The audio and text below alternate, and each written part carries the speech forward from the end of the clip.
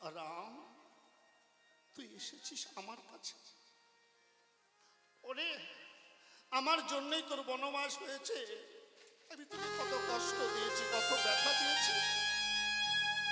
তুই তোর মায়ের কাছে যা, তোর মায়ের কাছে যাবা না। ওরে, তোর মা তোর পথ চেয়ে থাকতে থাকতে তার নয়নের জল শুকিয়ে গেছে। রাম, তুই তোর মায়ের কাছে যা। রাম কৈকেয়ীকে জড়িয়ে ধরে বলছে, কেন তুমি কি আমার মানো? ও মা, তুমি কি আমার অপেক্ষায় ছিলে না? বলো, তুমি তো আমাকে বড় ভালোবাসো। জানো মা, 14টি বছর বনে বনে ঘুরেছি, কোনোদিন ঠিক মতো খেয়েছি, কোনোদিন খেতে পাইনি। তাই তোমার কোলে মাথা রেখে একটু ঘুমাবো মা। কি আছে একটু খেতে দাও মা। বলে, না বাবা, আমার কাছে কিছু নেই। বলে, কেন মিথ্যা কথা বলছো জননী? তুমি না নাড়ু তৈরি করেছ, সেই নাড়ু দেবে না? কি বলছে, না যাবে না।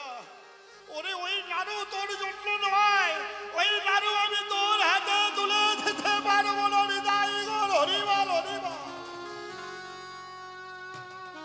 রাম বলছে, কেন মা? মা নাড়ু তৈরি করবে আর সন্তানে খেতে পারবে না, এটা হয় নাকি?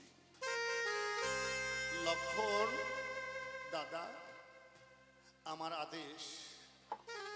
দেখ তো মা নাড়ুগুলো কোথায় রেখেছে ভাই। আর একবার লক্ষণকে যদি আদেশ বলে রাম, সে তো কোনো কথা শুনবে না। ঘরের ভিতরে ঢোকে নাড়ুগুলো খুঁজতে লাগলো। খুঁজতে খুঁজতে সেই নাড়ুগুলো পেল। এনে যখন রামের হাতে দিল, রাম হাতে নিয়ে বলছে, ভাই নে, তুই কটা খা, আমি কটা খাই। কৈকেয়ী বলছে, না রামে, ভুল করিস না বাবে, নাড়ু খাস না, এই নাড়ুর মধ্যে বিষ আছে। না মানা, মায়ের হাতের বিষ যে অমৃত হয়ে যায় মা গো। রাম লক্ষণ দুই ভাইকে বলছে, আহ, কি শান্তি, কি তৃপ্তি মা গো। 14টি বছর পরে মায়ের বানানো নাড়ু খেলাম মা। মা, খুব শান্তি পেয়েছি। কৈকেয়ী অমনি দুই ভাইকে বুকে জড়িয়ে ধরে বলছে, বাবা রে, আমি এমন অভাগী, আমি এই জন্মে তোদের বিমাতা হয়েছি, তোদের সতমা হয়েছি না, তোকে কষ্ট দিয়েছি না রাম। রাম বলে, না মা, তুমি সতমা হয়েছ, তুমি তো অসতমা নও। বলো তো, সতমা কয়জন হতে পারে জগতের ভিতরে? অসতমা অনেক হতে পারে, কিন্তু সবাই তো সতমা হতে পারে না। ও মা, তুমি যদি তোমার রামকে বনবাসে না পাঠাতে, তোমার রামকে এই জগতের মানুষ সুন্দর দায় হরিবাল হরিবাল। কৈকেয়ী বলছে, রাম, আমি তোর সঙ্গে বিতর্ক করে পারবো না, তবে পুত্র, আমার একটা আশা পূর্ণ করবি? বলো মা। লক্ষণ, রাম, আর আমি তোদের বিমাতা হতে চাই না বাবা। আমি তোদের মা হতে চাই। বল বল, তোরা আমার গর্ভে জন্ম দিবি, বল। আমি আর তোদের বিমাতা হতে চাই না, আমি তোদের মা হতে চাই। রাম লক্ষণ বলল, তথাস্তু। ঠিক সেই সময় লক্ষণের মা সুমিত্রা রাম লক্ষণ এসেছে শুনেছে না, দৌড়াতে দৌড়াতে কৈকেয়ী দরজায় এসে উপস্থিত হয়েছে। রাম লক্ষণ কথা দিল জন্ম নেবে। সুমিত্রা বলছে, লক্ষণ, আমার কি হবে বাবা? ওরে, জগতে এমন কোনো পুত্র আছে নাকি নিজের সর্বসুখ ত্যাগ করে দাদার জন্য নিজেকে যে উৎসর্গ করতে পারে? সে তো সামান্য পুত্র নয়। ধন্য আমার গর্ভ, ধন্য আমি তোর মতো ত্যাগী সন্তানকে জন্ম দিতে পেরেছি। আমি আবার যদি নারী কুলে আসি বাবা, আমি যে তোর মা হতে চাই। রাম বলল তাও হবে মা। তাই তো, ওই যে মাতা সুমিত্রা তিনি হলেন রোহিণী।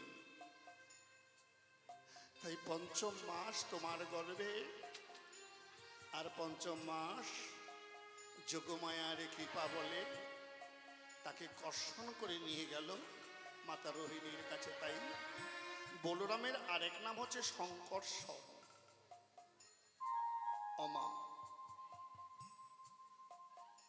সেদিন রাম বলেছিল, মাগো কাঁদালে কাঁদতে হয়, দুঃখ দিলে দুঃখ পেতে হয়।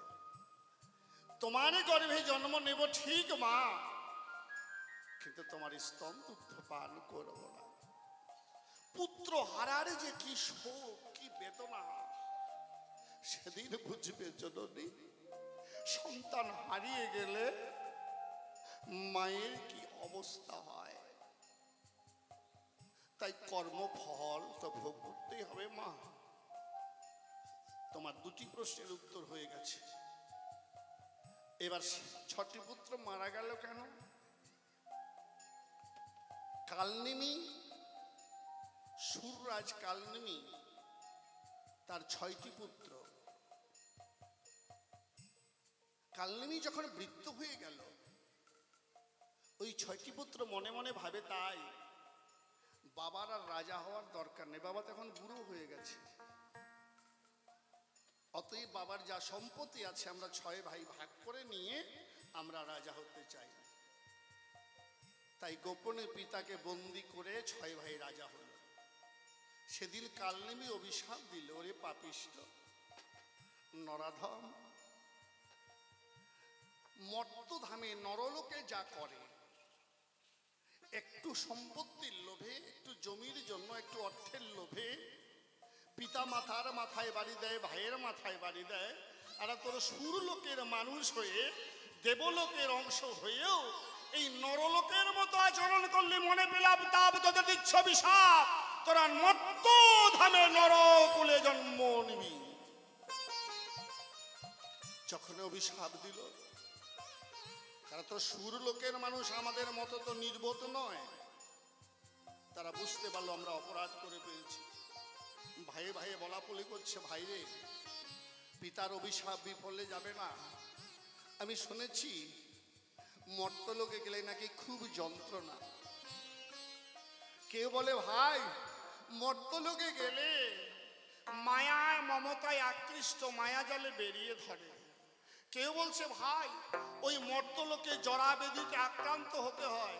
কেউ বলছে ভাই ওই মর্তলোকে গেলে ওই জগতের মায়ায় বলে ঈশ্বর সাধনা নাকি হয় না। চল চল ভাই, পিতার কাছে অন্যায় করেছি তো। পুত্র যতই অন্যায় করুক, পিতা মাতা কখনো অভিশাপ দিলেও সেটা ক্ষমা করে দেয়। কালনেমির চরণ ধরে 6 ভাই বলছে, পিতা আমাদের অপরাধ হয়ে গেছে, অভিশাপ ফিরিয়ে নাও। বলে না, ধনুক থেকে বাণ বেরিয়ে গেলে যেমন ফেরে না, মুখ থেকে বাক্য বের হয়ে গেলে সেটাকে ফেরত নেওয়া যায় না। অভিশাপ ফলবেই। পিতা, আমরা ওই মর্তধামের জ্বালা যন্ত্রণা দুঃখ এটা আমরা সহ্য করতে পারবো না। আমরা মর্তধামে থাকতে চাই না পিতা। তুমি তুমি আমাদের কিছু উপায় বলে দাও। কালনেমি বলল, বেশ, তাই যদি হয় তোরা জন্ম নিবি, জন্মের সঙ্গে সঙ্গে আছাড় খেয়ে তোরা আবার সুরলোকে ফিরে আসবি। এই জন্য এক এক করে 6টি ভাই জন্ম লয়, আছাড় খেয়ে খেয়ে তারা মুক্তি হয়ে চলে যায়। অমা, এখানেও তাদের অপরাধ ছিল, এখানে তোমার কোনো অপরাধ নাই। কিন্তু শুদ্ধ গর্ভে আসতে হবে তো, তোমার গর্ভটা শুদ্ধ, সত্যি শুদ্ধ। কেন? তুমি যে কেঁদেছ 14 বছর। অমা, কেউ যদি অপরাধ করে কাঁদতে কাঁদতে কাঁদতে কাঁদতে তার দেহটা শুদ্ধ হয়ে যায়, হয় না মা? হয়ে যায়। তাই এই জায়গায় দাঁড়িয়ে একটি গান শুনুন, আর কিছু আলোচনা আছে বাকি, সেদিকে যাই। একবার ডাকো রে মন, কাঁদো রে মন, দয়াল মনে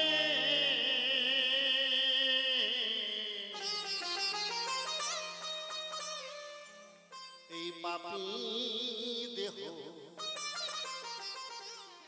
শুদ্ধ কর, এই নয়নের জলে। পাপী দেহ একমাত্র নয়নের জলেই শুদ্ধ হয়, তাছাড়া হয় না বাবা। ও তুমি দয়াল নামে হইয়া গঙ্গা,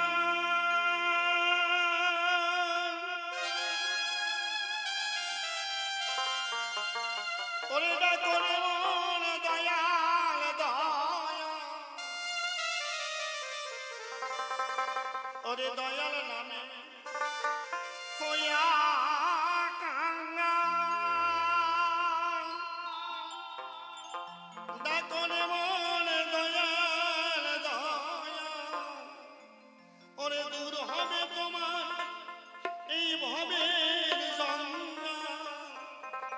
এই যে যত জঞ্জাল, রোগ শোক জরা ব্যাধি দুঃখ জ্বালা যন্ত্রণা, ওরে দূর হবে তোমার এই ভবের জঞ্জাল, ওই নামের বলে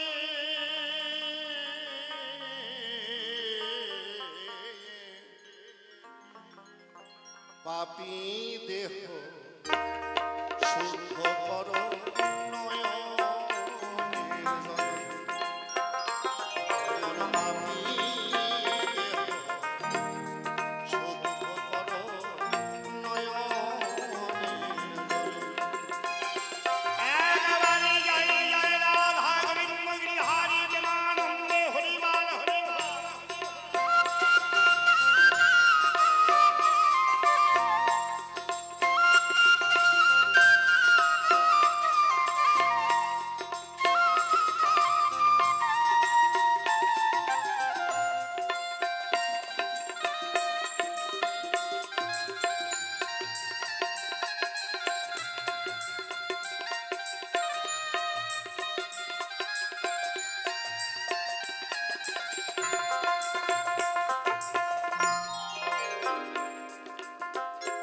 এই পাপী দেহ তখন সুস্থ হবে যখন অনুতাপের অনলে তুমি জ্বলবে। এই অনুতাপের অনলে না চললে মা এই পাপী দেহ সুস্থ হয় না। অমা, আজ তুমি কাঁদছো ঠিকই, কিন্তু পূর্বে যদি একটু সাবধানতা অবলম্বন করতে তাহলে তো এটা হতো না। মোহমায়া মোহমায়া শিকল বাঁধা যাহার হাতে পা,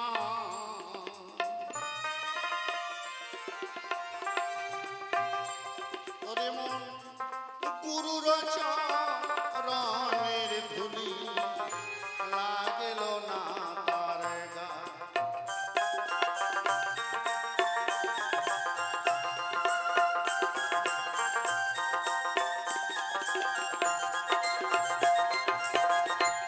মায়াবদ্ধ জীবের নাই কৃষ্ণ স্মৃতি জ্ঞান, মধ্যস্থ করলেন ভাগবত আর পুরাণ। মায়ায় আবদ্ধ মায়াবদ্ধ, তাহলে মোহমায়ায় শিকল বাঁধা যাহার হাতে পায়। ছেলে আমার, মেয়ে আমার, বাড়ি আমার, গাড়ি আমার, জায়গা আমার, জমি আমার, কিন্তু আমি কার, কে আমার, ইহা তাপত্রয়। ইহা না জানিলে জীবের কৈসে হিত হয়।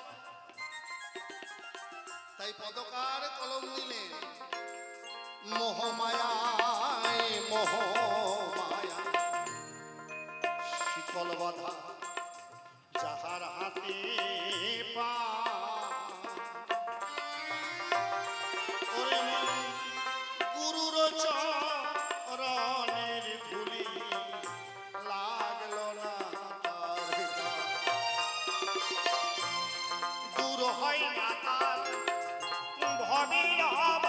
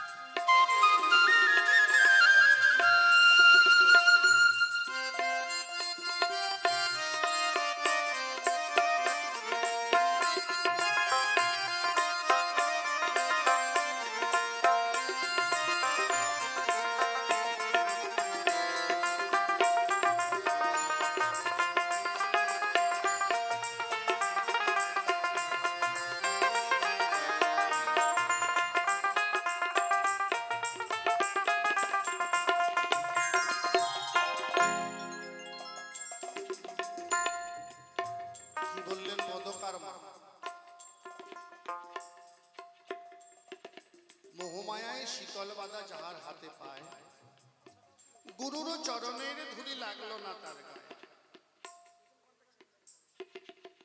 দূর হয় না তার ভবের অভাব। আজকেও নাই, কালকেও নাই, আজকে অসুখ, কালকে বিসুখ,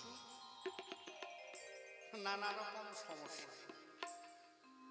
ঠিক হয় না তার সূক্ষ্ম স্বভাব, গুরুর প্রেমে হলো না ভাব, জনম গেল বিফলে। আমা, দীক্ষা শিক্ষা নিয়েছো বলে কি মনে করছো স্বর্গের দরজা খুলে গেছে তোমার জন্য? ওই গুরুর প্রতি যদি তোমার প্রেম না থাকে, গুরু মানে যে নাম সে কৃষ্ণ ভজনিষ্ঠা করি নামের সহিত আছে আপন শ্রী হরি, যে নাম তুমি কর্মে পেয়েছ সেটা যত্ন করে আদর করে প্রেমের সহিত লালন পালন করতেছ কি? দীক্ষা শিক্ষা নিলে কি স্বর্গের দ্বার খুলে গেছে?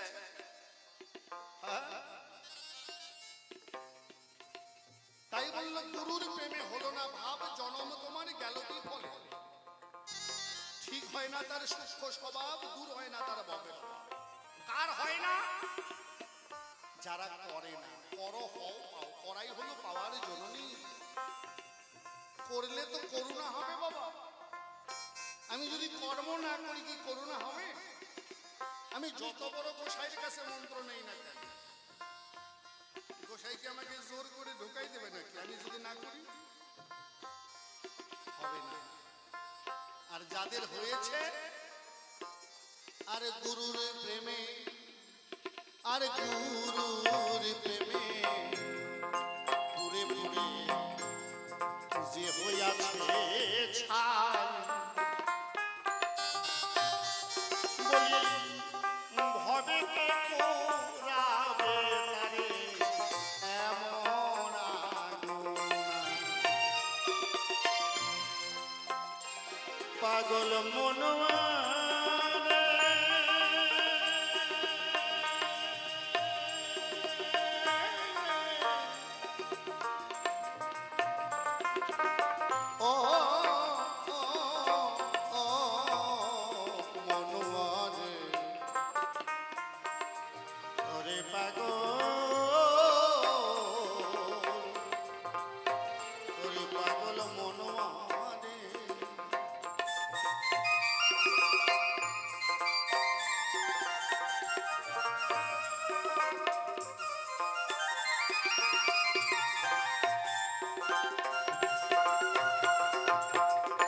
বলি গুরুর প্রেমে,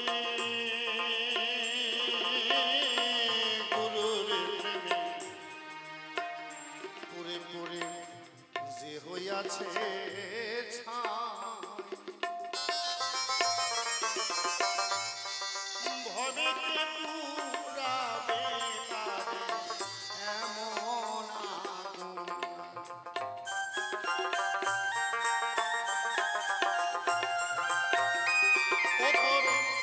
লোভ লালসায় ঋতু ঘেরা,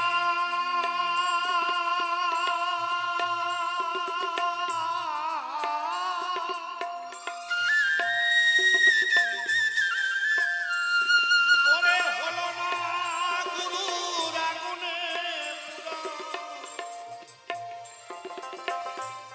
লোভ লালসায় ঋতু ঘেরা,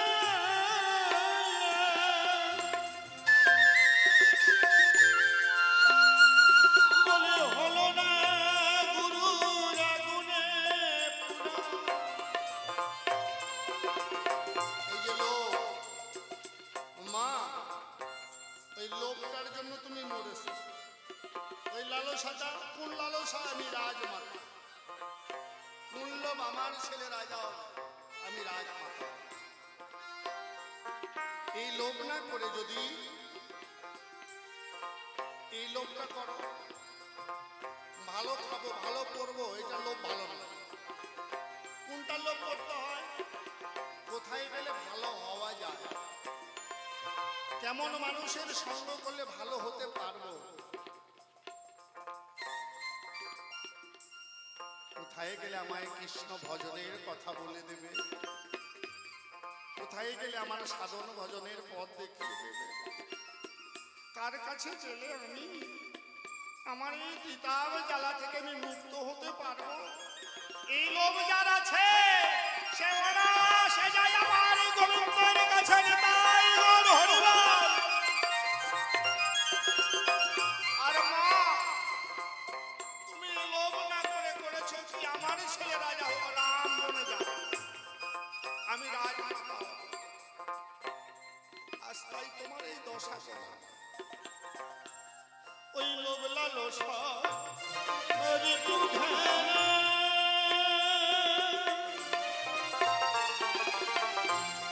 হলো না তোমার গুরু রাগুনে পুরা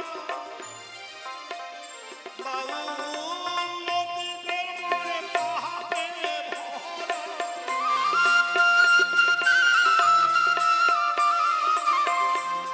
নদীদের মনে পাপে ভরা জন নদী ফলে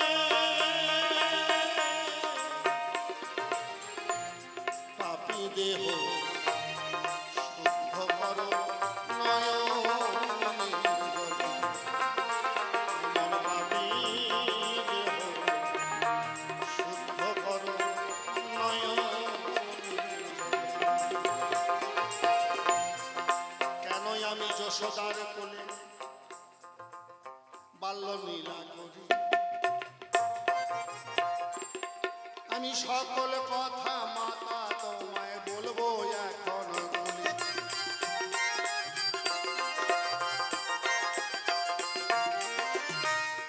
অতীত রূপে গেলেন নারায়ণ, ব্রাহ্মণীকে ডেকে বলে করাও মা ভজন। ভিক্ষাতে গিয়াছিল ব্রাহ্মণ, এক মুষ্টি তন্দুল ছিল না ঘরেতে। তাই তো মা, ব্রাহ্মণী যায় চাল ডালের কারণ, মুদি বলে দিতে পারি যদি বাধা রাখস। তখন ক্ষণে কাটিয়া বন্ধক দিয়া সেবা দেয় অতিথিরে। ওই যে নন্দ যশোদার পূর্ব জন্মে ছিল তারা ব্রাহ্মণী, ব্রাহ্মণী নাম ছিল তাদের ধরাতনি। কাল কাটা তো দুঃখেতে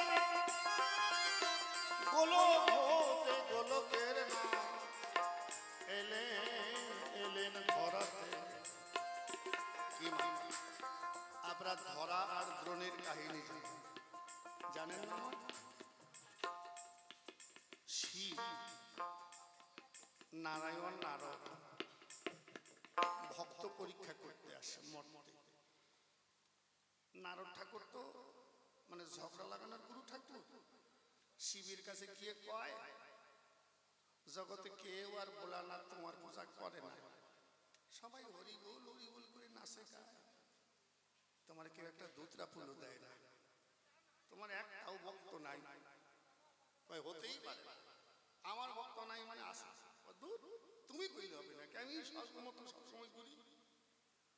আবার নারায়ণের কাছে গিয়ে কয়, নারায়ণ নারায়ণ